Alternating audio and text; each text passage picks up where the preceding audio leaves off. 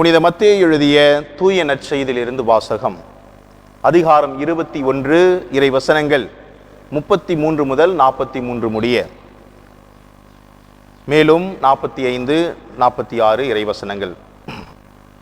அக்காலத்தில் இயேசு தலைமை குருக்களையும் மக்களின் மூப்பர்களையும் நோக்கி கூறியது: மேலும் ஓர் உவமையை கேளுங்கள். நிலக்கீழார் ஒருவர் ஒரு திராட்சை தோட்டம் போட்டு சுற்றிலும் வேலி அடைத்து அதில் பிழிவு குழி வெட்டி ஒரு காவல் மாடமும் கட்டினார். பின்பு தோட்ட தொழிலாளர்களிடம் அதை குத்தகைக்கு விட்டுவிட்டு நெடும் பயணம் மேற்கொண்டார்.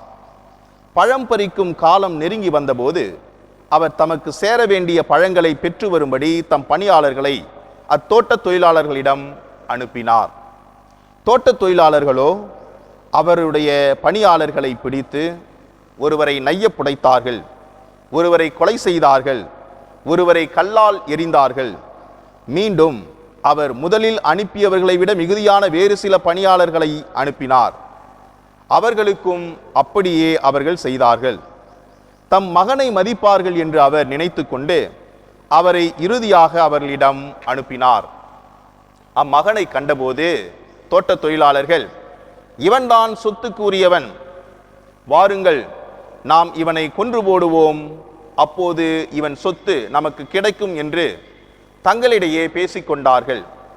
பின்பு அவர்கள் அவரை பிடித்து திராட்சை தோட்டத்திற்கு வெளியே தள்ளி கொன்று போட்டார்கள். எனவே திராட்சை தோட்ட உரிமையாளர் வரும்போது அத்தொழிலாளர்களை என்ன செய்வார் என இயேசு கேட்டார். அவர்கள் அவரிடம், அத்தீயோரை ஈவிரக்கமின்றி ஒழித்து விடுவார், உரிய காலத்தில் தமக்கு சேர வேண்டிய பங்கை கொடுக்க முன்வரும் வேறு தோட்ட தொழிலாளர்களுக்கு அத்திராட்சை தோட்டத்தை குத்தகைக்கு விடுவார் என்றார்கள். இயேசு அவர்களிடம், கட்டுவோர் புறக்கணித்த கல்லே கட்டிடத்திற்கு மூளைக்கல் ஆயிற்று, ஆண்டவரால் இது நிகழ்ந்துள்ளது, நம் கண்களுக்கு இது வியப்பாயிற்று என்று நீங்கள் மறைநூலில் ஒருபோதும் வாசித்ததில்லையா? எனவே உங்களிடமிருந்து இறையாட்சி அகற்றப்படும், அவ்வாட்சிக்கு ஏற்ற முறையில் செயல்படும் ஒரு மக்களினத்தார் அதற்கு உட்படுவர் என நான் உங்களுக்கு சொல்கிறேன். தலைமை குருக்களும் பரிசேயரும் அவருடைய உவமையை கேட்டு போது தங்களுக்கு குறித்தே அவர் கூறினார் என்று உணர்ந்து கொண்டனர். அவர்கள் அவரை பிடிக்க வழி தேடியும் மக்கள் கூட்டத்தினர் அவரை இறைவாக்கினர் என்று கருதியதால் அவர்களுக்கு அஞ்சினார்கள். இது ஆண்டவர் வழங்கும் அருள்வாக்கு. கிறிஸ்துவே உமக்கு புகழ். இயேசுவில் மிகவும் அன்புமிக்க சகோதர சகோதரிகளே, கடவுள் இந்த உலகத்திலே ஒரு தனி இனத்தை அவர் தேர்ந்தெடுக்கின்றார். இந்த யூத சமுதாயத்தை பொறுத்த மட்டில் அப்படிதான். அவர்களை தனியாக கடவுள் இந்த உலகத்தில் அவருக்கென்று ஒரு உரிமை மக்களாக, யாரெல்லாம் ஒதுக்கப்பட்ட மக்களாக, அடிமைகளாக அன்று கருதப்பட்டார்களோ அப்படி ஒரு தனி இனத்தை உருவாக்கி அதிலே அதன் வழியாக ஆண்டவர் தன்னுடைய வல்லமையை செயல்படுத்துவராக இருக்கின்றார். அப்படி செயல்படுத்துகின்ற பொழுதே அவர்கள் இறைவனுக்குரியவர்களாக இருக்க வேண்டும் என்று அவர் விரும்புகின்றார். இறைவனுடைய அந்த இறை திட்டத்தை, விருப்பத்தை நிறைவேற்ற வேண்டும் என்பது இது கடவுளுடைய விருப்பம்.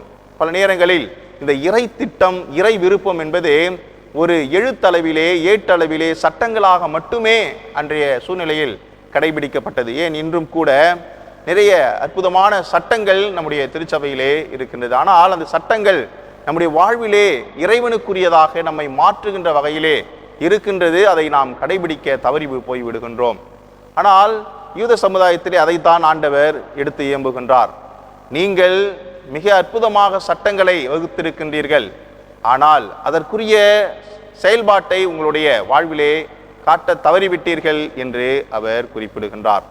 ஆகவே சட்டங்களை நம்முடைய வாழ்வாக மாற்ற வேண்டும், அது இறைவனுக்குரியதாக இருக்க வேண்டும் என்று யார் ஒருவர் எண்ணுகின்றார்களோ, யார் ஒருவர் இருக்கின்றார்களோ அவர்கள்தான் இறைவனுடைய உரிமை மக்களாக ஏற்றுக்கொள்ளப்படுவார்கள். ஏனென்றால் யூத சமுதாயத்திலே நாம் இறைவனால் தேர்ந்தெடுக்கப்பட்ட மக்கள், நம்மால் எல்லா விதமான நலன்களும் இறைவனுடைய அருளும் நமக்கு கிடைக்கும். ஆகவே இறைவனுடைய உரிமை குடிமக்கள் நாங்கள் தான் என்று அவர்கள் கர்வமாக இருக்கின்றார்கள். அந்த இடத்தில் தான் ஆண்டவர் சொல்கின்றார், நாம் இந்த வழித்தோன்றலால் வந்ததால் மட்டுமல்ல உரிமை மக்களாக மாறிவிட முடியாது, மாறாக இறை விருப்பத்தை நிறைவேற்றுபவர்களாக இருக்க வேண்டும். ஆகவேதான் உங்களிடமிருந்து அந்த உரிமை புடுங்கி நாம் மற்ற மக்களுக்கு கொடுக்க முடியும் என்பதை ஆண்டவர் அங்கே குறிப்பிடுகின்றார்.